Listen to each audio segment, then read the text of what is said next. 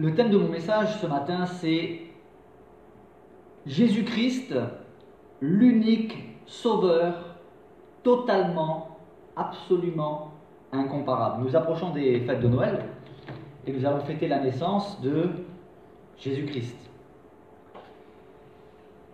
Et tu as choisi, je ne t'avais pas donné de consigne pour le choix des textes, parce que le dernier texte que tu as choisi est justement le texte d'introduction. 2 Timothée chapitre 2, versets 8 et 9, où nous pouvons lire, l'apôtre Paul s'adresse à Timothée en disant « Souviens-toi de Jésus-Christ, issu de la postérité de David, ressuscité des morts selon mon évangile, pour lequel je souffre jusqu'à être lié comme un malfaiteur, mais la parole de Dieu n'est pas liée. » Quelques petites précisions sur l'expression postérité de David. Jésus était de la postérité de David selon la chair. Nous pouvons lire cela dans la généalogie de Matthieu, chapitre 1, verset 1, où le premier verset nous dit « Généalogie de Jésus-Christ, fils de David, fils d'Abraham ». Donc, descendant. Mais il est aussi de la postérité selon l'Esprit, d'après ce que l'ange Gabriel a annoncé à Marie. Dans Luc, chapitre 1, verset 32-33, je donne les références pour ceux qui prennent des notes. L'ange a dit « Il sera grand et sera appelé fils du Très-Haut. Et le Seigneur Dieu lui donnera le trône de David, son père. Il régnera sur la maison de Jacob éternellement, et son règne n'aura point de fin. » Mais certains pourraient dire c'est ton interprétation. Mais voyons ce que dit l'apôtre Paul, le plus grand théologien que la terre ait porté. Dans Romains chapitre 1, versets 1 à 4, l'apôtre Paul explique ceci. Il commence en disant « Paul, serviteur de Jésus-Christ, appelé à être apôtre, mis à part pour annoncer l'évangile de Dieu, évangile qui avait été promis auparavant de la part de Dieu par ses prophètes dans les Saintes Écritures. Il concerne qui? Son fils, qui vient d'où? Né de la postérité de David, selon la chair, et déclaré fils de Dieu avec puissance selon l'esprit de sainteté. Comment? Par sa résurrection d'entre les morts, Jésus-Christ notre Seigneur. Et lorsque l'apôtre Paul parle de mon évangile, certains sont allés jusqu'à dire que l'apôtre Paul avait inventé un évangile. Mais lorsqu'il parle de son évangile, il s'approprie l'évangile que le Seigneur lui a confié. Il le dit à Timothée, chapitre 1, verset 11.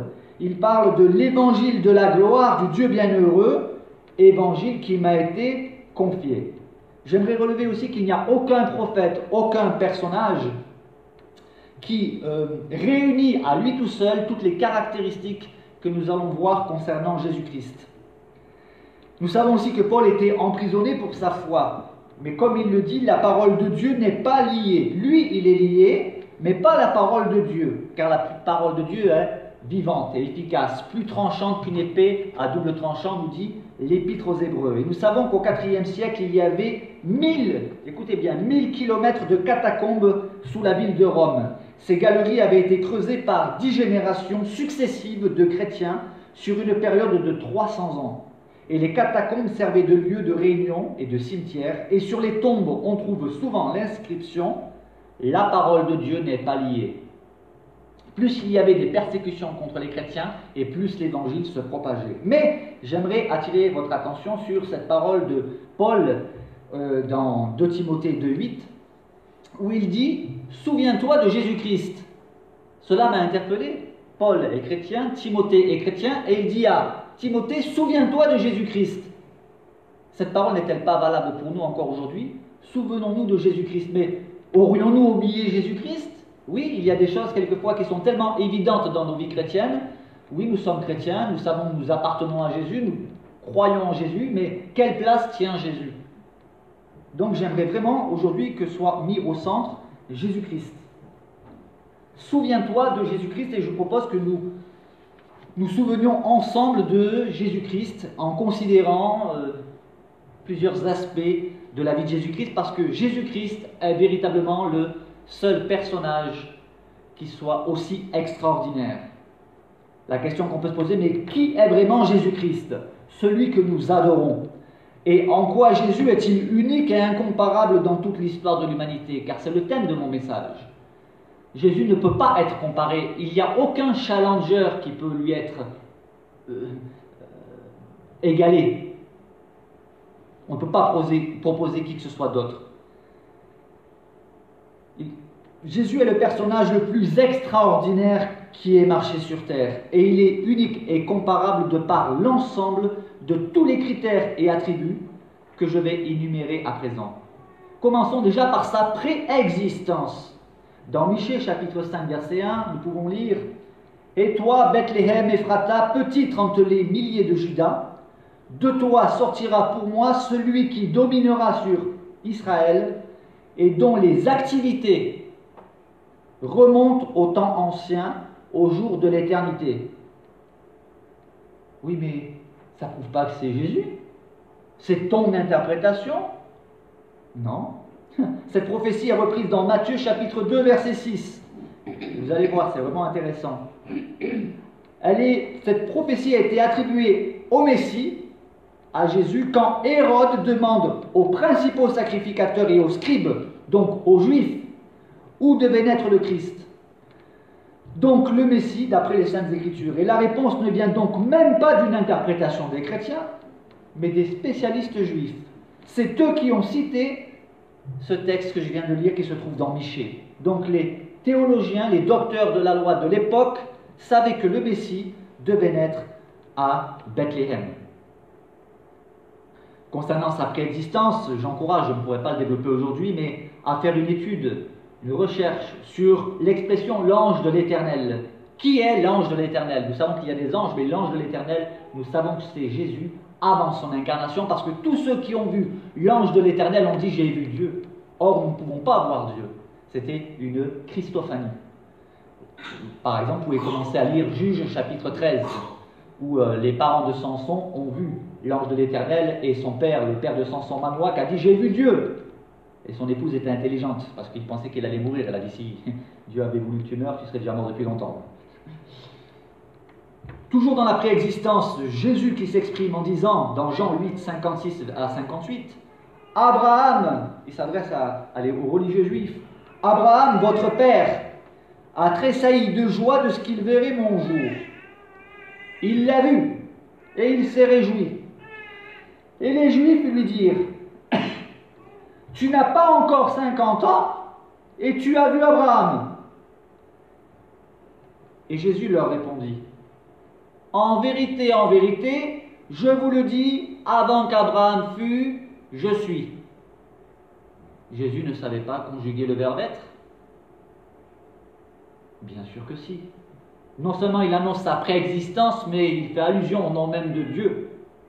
Certains contestent cela, mais ce n'est pas parce que certains contestent que cela renverse cette vérité. Jésus a bien affirmé sa divinité. Toujours concernant sa préexistence, c'est pour ça qu'il est unique aussi. Colossiens chapitre 2, verset 15. L'apôtre Paul explique « Le Fils est l'image du Dieu invisible, le premier-né de toute la création. » Alors une petite remarque concernant l'expression « le premier-né ». Il y en a qui disent « Oui, le premier-né, ça veut dire qu'il n'existait pas avant, il est né. » Non, le premier-né, c'est la personne à qui, dans le foyer, était la plus importante, était l'héritier de toute chose. C'est un titre, et non pas le fait qu'il soit né, puisque Jésus existait avant. C'est un titre, le premier-né. Le Fils est l'image du Dieu invisible, le premier-né de toute la création. Car en lui ont été créées toutes les choses qui sont dans les cieux et sur la terre, les visibles et les invisibles, les trônes, dignités, domination, autorité. Cela démontre bien sa préexistence. Allons plus loin. Tout a été créé par lui. Par qui? Par le Fils. Et pour lui. Il est avant toute chose, et toute chose subsiste en lui. Sa préexistence ne fait aucun doute. Et pour ceux qui auraient des doutes, vous pouvez encore lire l'évangile de Jean, chapitre 1, les versets 1 à 14, où il est dit clairement que la parole était avec Dieu, et la parole était Dieu, et la parole a été faite chair. C'est l'incarnation. Jésus est unique, incomparable aussi par les nombreuses prophéties qui annonçaient ses deux venues, dont une s'est accomplie, et l'autre, nous l'attendons. Sa première venue était prophétisée dans Ésaïe 7,14, voici la Vierge sera enceinte, Ésaïe 53, Psaume 22, etc. Je ne peux pas lire tous les textes. Sa seconde venue, on la trouve dans Zacharie chapitre 12, particulièrement les versets 8 à 10, dans Matthieu 24, 30, où Jésus lui-même annonce sa seconde venue, dans Apocalypse chapitre 1, verset 7. Il y a certains textes que je vais lire et d'autres que je ne vais pas lire, sinon ça aurait fait trop long. Jésus est unique aussi par sa naissance. Il n'y a aucun personnage de toute l'histoire de l'humanité qui soit né d'une femme sans avoir de père. Cela n'existe pas. Les musulmans aiment rappeler que Adam et Ève ont été créés comme ça. Hein. Ils sont aussi uniques, oui, c'est vrai. Ils ne sont pas sortis du ventre d'une femme, premièrement, et deuxièmement, ils ont péché. Ne comparons pas ce qui est incomparable. Une naissance unique. Jésus est unique aussi par son enfance, son entière obéissance et soumission à ses parents, et sa sagesse qui a impressionné même des docteurs des Saintes Écritures. Donc nous pourrions dire qu'il était précoce en sagesse, en compréhension des choses divines. Il était aussi unique par sa condition sociale humble. Il est issu d'un foyer pauvre. Il a dû assumer la subsistance de la famille jusqu'à ses 30 ans. Le temps que ses frères et sœurs grandissent et qu'il soit autonome. C'était aussi un temps de préparation pour le début de son ministère. D'ailleurs, même durant son ministère, Jésus n'était pas riche. Nous comprenons par les textes qu'il n'avait pas l'argent pour payer l'impôt ni d'endroit fixe où reposer sa tête. On pourrait dire que Jésus était un SDF, sans domicile fixe. Mais quel SDF? Unique aussi. Il ne faisait pas la manche. Il ne vivait pas sur le dos de la société. Il avait une mission. Il travaillait, Jésus. Il œuvrait. Jésus est tellement aussi unique et incomparable qu'un prophète a été envoyé devant lui. Il y en a qui disent que Jésus était juste un prophète. Oui, mais même là, il n'y a aucun prophète dans toute l'histoire de biblique, ou de n'importe quelle religion d'ailleurs, où Dieu a envoyé un prophète pour précéder son prophète. Jésus était prophète, mais il n'était pas que prophète. Donc, un prophète a été envoyé pour préparer le chemin du Seigneur, Jean-Baptiste. Et même la venue de Jean-Baptiste était prophétisée. Il a été envoyé devant Jésus pour préparer son chemin. C'est dire l'importance de la venue de Jésus. Et le témoignage rendu par Jean-Baptiste à Jésus dans Jean 1, 29 en disant « Voici l'agneau de Dieu qui ôte le péché du monde ». C'est devenu tellement évident pour nous, le sacrifice de Jésus-Christ. Je pense qu'il est bon de méditer, de s'en souvenir, de réfléchir, même s'il faut une part de révélation pour s'approprier ce que Jésus a vécu. Il est l'agneau. Sans l'agneau, il n'y a pas le sacrifice. Et sans ce sacrifice, nous sommes encore dans nos péchés. Perdus. Son baptême aussi, il n'avait pas besoin d'un baptême de repentance, c'était un baptême de repentance que prêchait Jean-Baptiste. Et pourtant, Jésus a montré le chemin, lui qui n'en avait pas besoin. Et il s'est passé quelque chose d'extraordinaire à son baptême. Une voix du ciel s'est fait entendre. Matthieu chapitre 3, verset 17. Une voix fit entendre des cieux ces paroles. Celui-ci est mon fils bien-aimé, en qui j'ai mis toute mon affection. Cela n'a eu lieu pour aucun autre personnage. Son face-à-face avec Satan et sa victoire. Il a gagné là où Adam a perdu. Adam et Ève ont été grugés par Satan qui n'est pas apparu sous son vrai visage. Il a pris l'apparence d'un serpent. Et il a perdu. Ils ont perdu. Mais j'aime bien dire il a perdu parce que Adam était le responsable. Il n'avait qu'à dire à sa femme non, je ne mangerai pas de ton fruit. Et Adam était dans un jardin luxurieux ou luxuriant. Il avait une femme. Il avait un cadre agréable. Jésus, lui, était dans le jeûne et la prière, sans femme et dans le désert. Et il a affronté Satan face à face. Et il a vaincu. Y a-t-il un homme, un prophète, un personnage en mesure d'affronter Satan en face à face? Non, cela n'existe pas. La vie de prière de Jésus. Il passait beaucoup de temps en prière. parce qu'il aimait être en communion avec son Père. Par l'incarnation, il a été soumis à des limites humaines. Certains disent, mais s'il était Dieu, pourquoi il priait Dieu? Parce que Dieu incarné, la parole de Dieu incarnée, était dépendante du Père, tout simplement. Et si Jésus avait besoin de prendre du temps pour se retrouver seul avec son Père, à combien plus forte raison nous en avons besoin? Et puis, il est aussi unique par sa connaissance et sa compréhension des Saintes Écritures. Jean, chapitre 7, verset 15. Les Juifs s'étonnaient, disant, comment connaît-il les Écritures, lui qui n'a point étudié? Il est la parole de Dieu vivante. Ou encore, ce que nous rapporte Marc 12, 26. Les propos de Jésus, des propos de Jésus. Pour ce qui est de la résurrection des morts, Jésus dit, n'avez-vous pas lu dans le livre de Moïse ce que Dieu lui dit à propos du buisson? Je suis le Dieu d'Abraham, le Dieu d'Isaac et le Dieu de Jacob. Je relève que Dieu n'a pas dit je suis le Dieu d'Ismaël. Je suis le Dieu d'Abraham, d'Isaac et de Jacob. Et nous sommes dans la nouvelle alliance. Dieu n'a pas rejeté son peuple. Dieu reste fidèle à son peuple, même si son peuple l'a rejeté. Et Dieu a encore un plan pour son peuple. Jésus est aussi unique par ses enseignements révolutionnaires empreints d'autorité. Et voyez-vous une particularité chez Jésus, c'est qu'il mettait en pratique ce qu'il enseignait. La faiblesse de nous autres prédicateurs, c'est que souvent nous prêchons des choses et nous avons du mal à les mettre en pratique. Or, Jésus mettait en pratique parfaitement ce qu'il prêchait. Il avait cette autorité naturelle. Dans Marc 1, versets 21-22, nous pouvons lire que le jour du sabbat, Jésus entra d'abord dans la synagogue et il enseigna. Ils étaient frappés de sa doctrine car il enseignait comme ayant autorité et non pas comme les scribes. Donc ça veut dire que les scribes n'enseignaient pas de la même manière que Jésus. Jésus avait cette autorité naturelle, même surnaturelle. Et ces prophéties précises. Un tel est un prophète, tel autre est un prophète. D'accord, qu'a-t-il fait? Qu'a-t-il annoncé? Comment a-t-il vécu?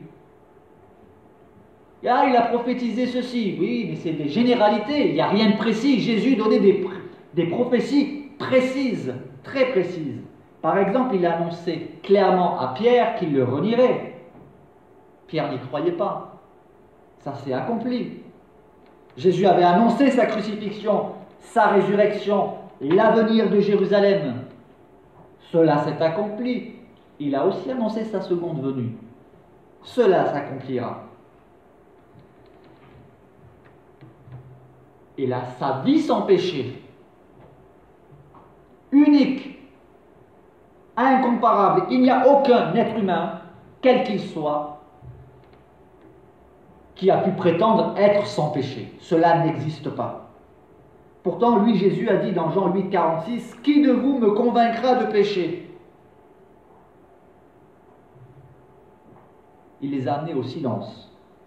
Hébreux chapitre 4, versets 14 et 15. « Ainsi, puisque nous avons un grand souverain sacrificateur qui a traversé les cieux, son origine, il a traversé les cieux, Jésus, pour ceux qui auraient des doutes, c'est bien de Jésus dont il est question, le Fils de Dieu, demeurons fermes dans la foi que nous professons, car nous n'avons pas un souverain sacrificateur qui ne puisse compatir à nos faiblesses. Au contraire, il a été tenté comme nous en toutes choses, mais avec une immense différence, une incomparable différence, le texte nous dit, sans commettre de péché. L'apôtre Pierre, dans sa première épître, chapitre 2, verset 22, il parle de Jésus en disant « Lui qui n'a point commis de péché, et dans la bouche duquel il ne s'est point trouvé de fraude. » Et tout ce que j'avance là est réuni en un seul personnage, et ce n'est pas fini. Sa transfiguration, Matthieu chapitre 17, versets 2 et 3, Daniel nous a lu le texte en entier. Nous pouvons lire qu'il fut transfiguré, le terme grec c'est métamorphosé, devant eux. Son visage resplendit comme le soleil et ses vêtements devinrent blancs comme la lumière. Et voici, Moïse et Élie leur apparurent, s'entretenant avec lui. Aucun autre prophète, aucun autre personnage n'a été de son vivant transfiguré devant ses disciples. Et Moïse et Élie ne sont apparus à aucun autre prophète, seul à Jésus. Jésus est unique et incomparable. Parlons de ces débats avec les religieux. J'ai référencé entre 40 et 50 débats que Jésus a eus avec les religieux. Il les a tous gagnés. Il les a tous amenés au silence. Sauf à la fin, là ce n'était plus un débat, lorsqu'il a accepté de se laisser crucifier parce que c'était sa mission.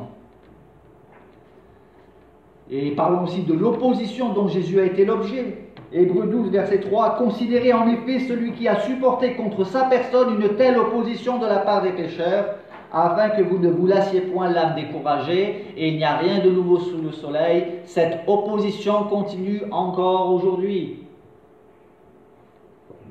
Contre Jésus et contre les disciples de Jésus. Parlons aussi, si Jésus a été sujet à l'opposition, il a été aussi au bénéfice d'une certaine popularité. Dans Luc 5,15, nous pouvons dire que Jésus venait de guérir un lépreux, et le texte nous dit que sa renommée se répandait de plus en plus, et les gens venaient en foule pour l'entendre et pour être guéris de leur maladie. Parlons aussi de ses attributs, ses connaissances surnaturelles. Nathanaël, par exemple, où Jésus lui a dit, quand tu étais sous le figuier, je t'ai vu. Nathanaël a été convaincu, il a dit, tu es le Messie, le Fils du Dieu vivant. Juste par cette parole, parce que Nathanaël a réalisé que celui qui était en face de lui avait des connaissances surnaturelles. Ou encore dans Jean chapitre 2, versets 23 à 25, « Pendant que Jésus était à Jérusalem à la fête de Pâques, plusieurs crurent en son nom, voyant les miracles qu'il faisait. Mais Jésus ne se fiait point à eux parce qu'il les connaissait tous, et parce qu'il n'avait pas besoin qu'on lui rende témoignage d'aucun homme, car il savait lui-même ce qui était dans l'homme. » Il avait cette connaissance surnaturelle. Dans Luc chapitre 5, versets 21-22, je donne vraiment la priorité à la parole de Dieu. C'est elle qui est vivante et efficace et qui est une nourriture pour notre âme. Nous pouvons lire que les scribes et les pharisiens se mirent à raisonner et à dire « Qui est celui-ci qui profère des blasphèmes? Qui peut pardonner les péchés si ce n'est Dieu seul ?»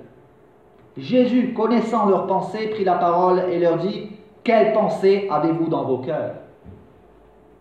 Et Jésus, effectivement, pouvait pardonner au nom de Dieu, parce qu'il était Dieu, le grand souverain sacrificateur, l'agneau de Dieu. Sinon, nous ne pouvons pas dire à qui que ce soit, je te pardonne tes péchés, non?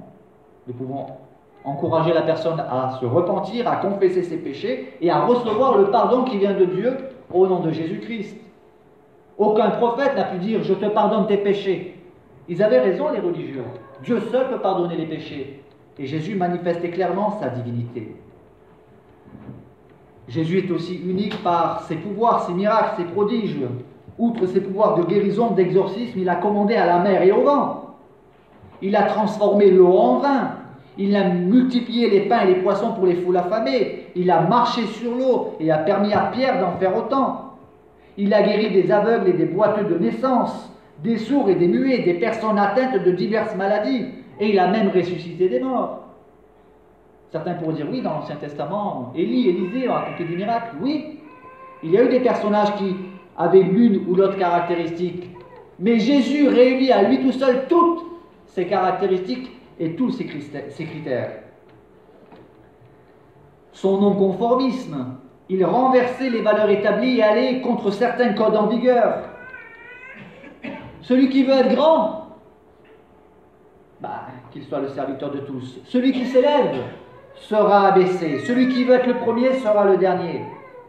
Sa discussion avec la Samaritaine est aussi non conforme. Déjà, les Juifs ne parlaient pas avec les Samaritains, et en plus, un rabbin avec une femme, encore moins. Et sans oublier ces expressions de Jésus, où il dit « Vous avez appris qu'il a été dit, mais moi je vous dis ».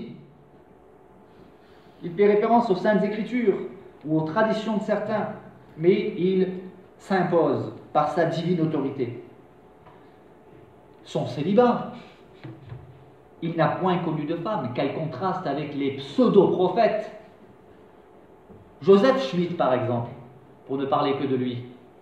Il a vu un ange, soi-disant, l'ange Moroni, qui est venu lui dire tout ça, les chrétiens là sont dans l'erreur. Je vais te révéler, moi, la vérité.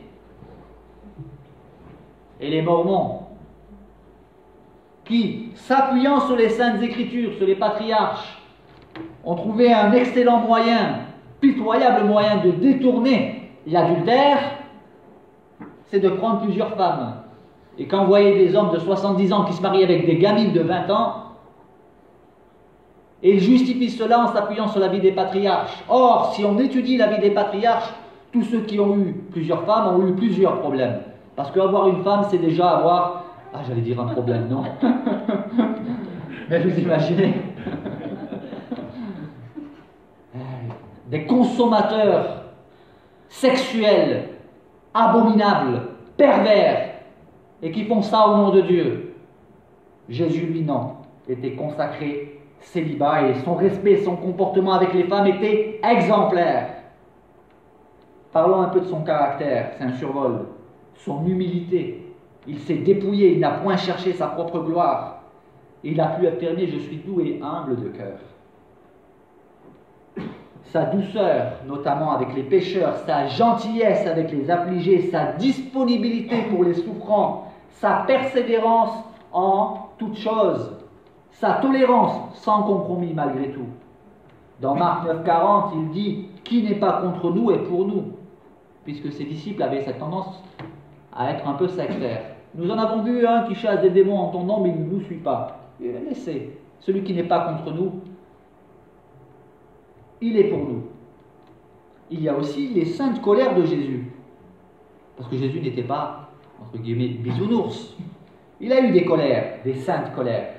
Il a chassé les vendeurs du temple. Il représentait la colère de Dieu. Dieu se met en colère. Ma maison sera appelée une maison de prière et vous en avez fait une caverne de voleurs.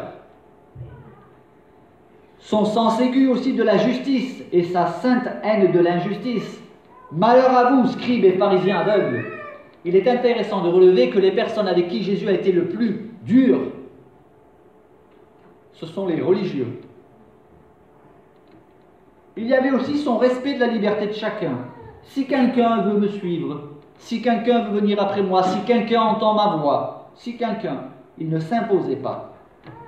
Sa foi communicative et inébranlable, même dans les pires situations. Sa sagesse, par exemple le tribut à César, ou comment il a réglé le problème de la femme adultère. Il fallait de la sagesse. Alors que les ennemis religieux pensaient le piéger, il avait toujours la réponse appropriée. Sa compassion, nous trouvons régulièrement l'expression « Jésus ému de compassion », c'est la compassion qui poussait Jésus à agir. La compassion est le souci de la gloire du Père. Mais il était motivé par la compassion et sa sensibilité. Jean 11, 35, le plus petit verset de la Bible qui en dit long. Jésus pleura lors de la mort de Lazare. Et pourtant, qui avait plus connaissance des choses célestes que Jésus? En mourant Lazare, Jésus savait où il irait. Et cependant, dans son humanité, Jésus a aussi vécu cette tristesse que nous pouvons rencontrer lorsqu'il y a le départ d'un être aimé. Jésus pleura. Alors qu'aujourd'hui on nous dit un homme ne pleure pas. Jésus pleura. Et Luc 19, 41 nous apprend que Jésus pleura aussi sur Jérusalem concernant l'avenir de la capitale d'Israël. Parlons aussi de son pacifisme. Jésus n'a jamais tué personne, ni pour conquérir, ni même pour se défendre. Des personnes au long de l'histoire ont malheureusement commis des crimes au nom du Christ, mais ils sont désavoués par Christ lui-même, parce qu'ils n'ont pas obéi au Seigneur. Oui, cette vérité fait partie de notre histoire, mais c'était en parfaite contradiction avec les enseignements de Jésus. Certains s'appuient sur Luc 19, 27. « Amenez ici mes ennemis, et qu'on les tue en ma présence. » pour dire que Jésus a enseigné qu'il fallait tuer les ennemis. Ils ont oublié, ils ne savent pas identifier un style littéraire, il s'agissait d'une parabole et cela parlait du jugement dernier. Parlons aussi de sa combativité, son indicible et incomparable combat qu'il a remporté à Gethsémane. Dans Luc 22, 44, il est écrit « Étant en agonie, il priait plus instamment et sa sueur devint comme des grumeaux de sang qui tombaient à terre. » Quel combat dont nous ne pouvons même pas imaginer l'intensité. Et dans l'Épître aux Hébreux, il nous est rappelé ceci, chapitre 12, verset 4, « Vous n'avez pas encore résisté jusqu'au sang en luttant contre les péchés. » Mais il est apparu évident que l'auteur de l'Épître aux Hébreux faisait allusion au combat de Jésus à Gethsémane contre le péché, contre le fait de désobéir. La tentation était grande. Il a été poussé à son paroxysme au point que Jésus dit « Père, s'il était possible que cette coupe s'éloigne de moi. » Il avait atteint les limites. Cependant, il a dit que ma volonté ne se fasse pas mais la tienne, même là où n'importe qui aurait craqué, aurait abandonné. Lui, il n'a pas abandonné. Son amour aussi pour les pécheurs et pour ses ennemis, sur la croix, il a manifesté cet amour. Père, pardonne-leur. Parlons aussi de son obéissance parfaite au Père. Jean 8, 29, il dit « Celui qui m'a envoyé est avec moi. Il ne m'a pas laissé seul, parce que je fais toujours ce qui lui est agréable. » Jean 4, 34, « Ma nourriture est de faire la volonté de celui qui m'a envoyé et d'accomplir son œuvre. » Une obéissance parfaite. Philippiens 2, 8, 9, chapitre 2, versets 8 et 9, où nous pouvons lire que Jésus s'est dépouillé lui-même en prenant une forme de serviteur, en devenant semblable aux hommes. Et il apparut comme un vrai homme, il s'est humilié lui-même, se rendant obéissant jusqu'à la mort, même jusqu'à la mort de la croix. Sa totale consécration et la soumission à son Père font partie aussi de son caractère. Son abnégation, son innocence, ses talents d'avocat. Avec une phrase, il a sauvé la vie d'une femme, qui était condamnée, qui était coupable d'ailleurs. Et sa parfaite sainteté, sa pédagogie avec ses disciples, mais aussi avec par exemple le jeune homme riche. Il va s'adapter aux connaissances du jeune homme riche. Jésus était aussi le seul à être toujours exaucé, peu importe la prière qu'il adressait à son Père. Cela n'existe chez aucun autre. Il y a aussi sa divinité, tellement contestée et qui ne fait aucun doute pour quiconque prend le temps de méditer les Saintes Écritures dans leur ensemble. C'est pourquoi j'ai voulu présenter un tableau général, pour que nous réalisions que Jésus est vraiment unique, incomparable. Hébreux, chapitre 1, verset 6, nous dit que tous les anges de Dieu l'adorent. C'est un ordre donné par Dieu, que tous les anges de Dieu l'adorent. On doit adorer que Dieu. Et pourtant,